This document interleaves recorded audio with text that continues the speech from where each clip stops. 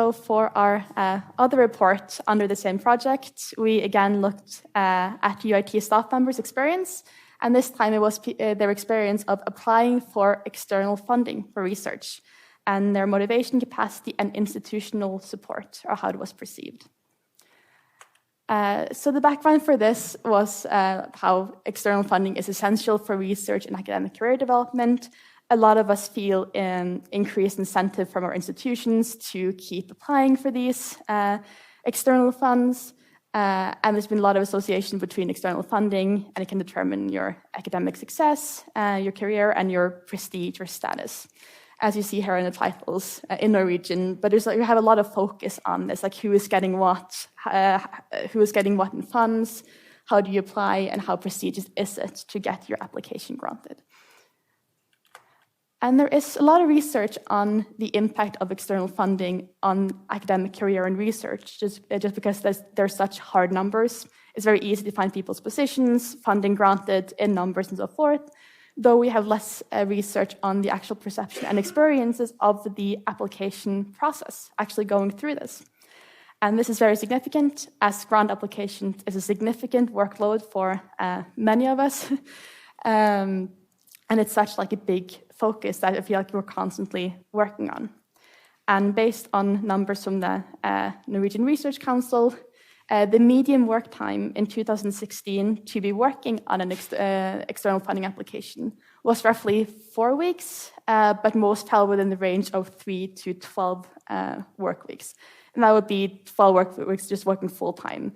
And you know that this was also self-estimated by the researchers. So a lot of time does go into this, just like in the process itself of writing it.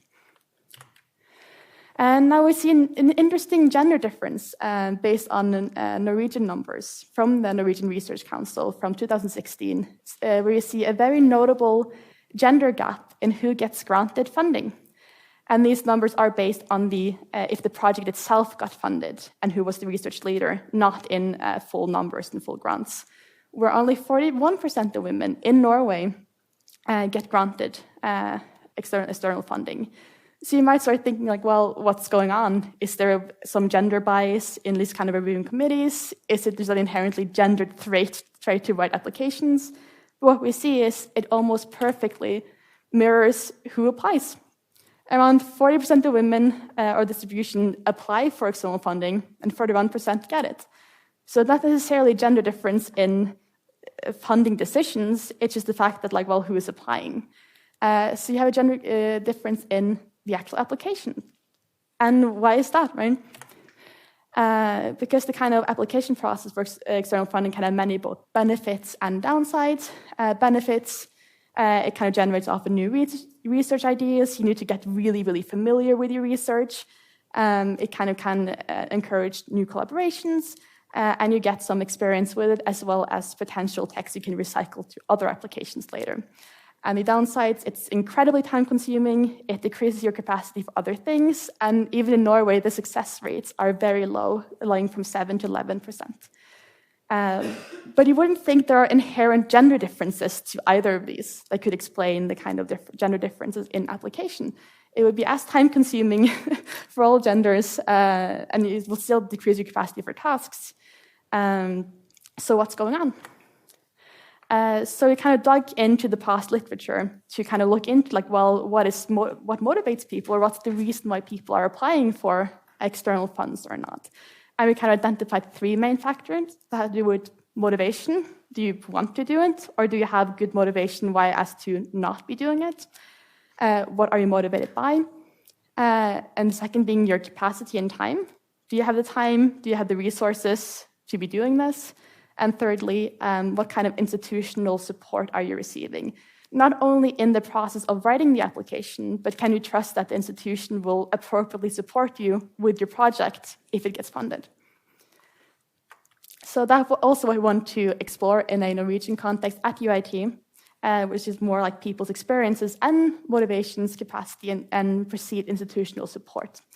And if you could find any gender differences in these. We specifically asked the research questions: does motivation to apply for external funding differ by gender and career stages at UiT? is there a difference in time distribution and workload prioritization by gender when applying for external funding? Are there gender differences in perceived institutional support when applying for external funding?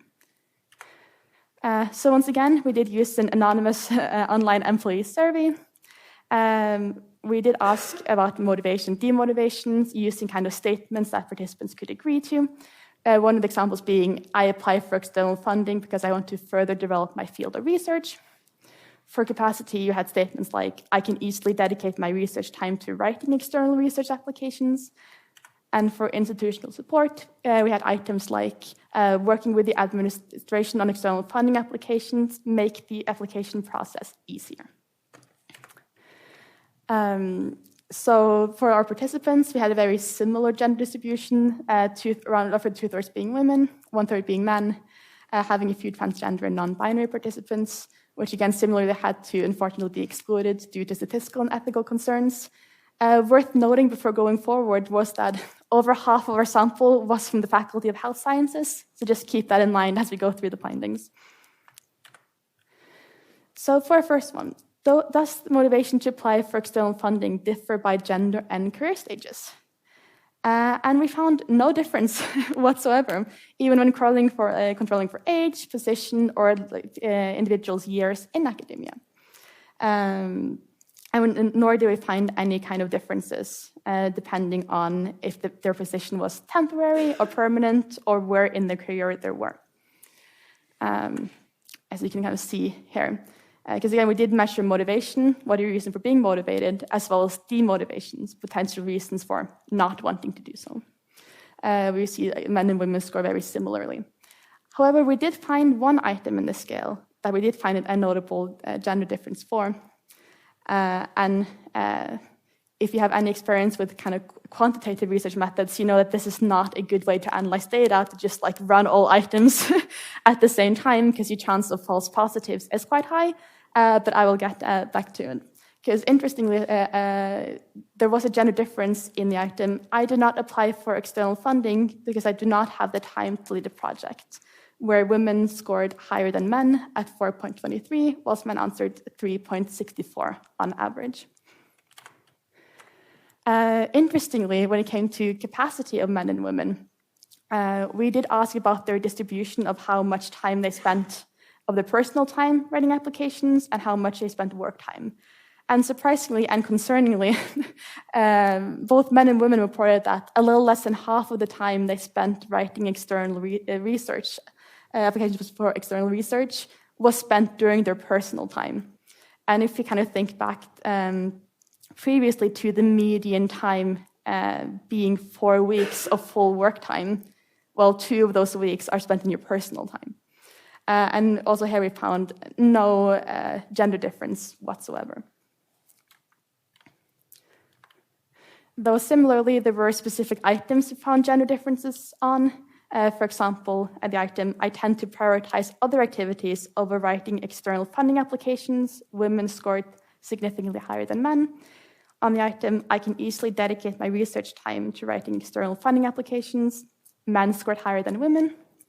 And lastly, I have a good balance between my teaching, research, and administrative responsibilities, where men again scored higher than women. So for our last questions, are there gender differences in perceived institutional support when applying for external funding? And here we did find a small gender difference, with men perceiving slightly more institutional support for this process than women did, especially on the statements, lack of institutional support at my unit during the running of the project deters me from applying for further funding, where women scored higher than men, as well as a very similar item, but more general, lack of institutional support at my unit deters me from applying for external funding, so more overall. And getting back to all of the different items we found significant gender differences for, it is always risky to analyze items separately because you do have quite a high chance of false positives. But it's very interesting that when we put all of these together, it's a very apparent pattern that emerges on all the items that having to do with, well, I have the capacity, I have the resources, I am motivated to apply for external research, men always scored higher, and on the items having to do with, well, I lack the capacity, I don't have the time, I have reasons to not, women always scored higher, which is still like an interesting pattern, especially taken together with the overall gender difference found in institutional support. So overall, we found no gender differences in motivation, demotivation, capacity, or prioritization when applying for external funding.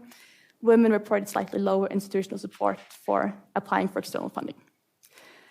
We notably found that both women and men report that almost half of their external funding application is done in their personal time.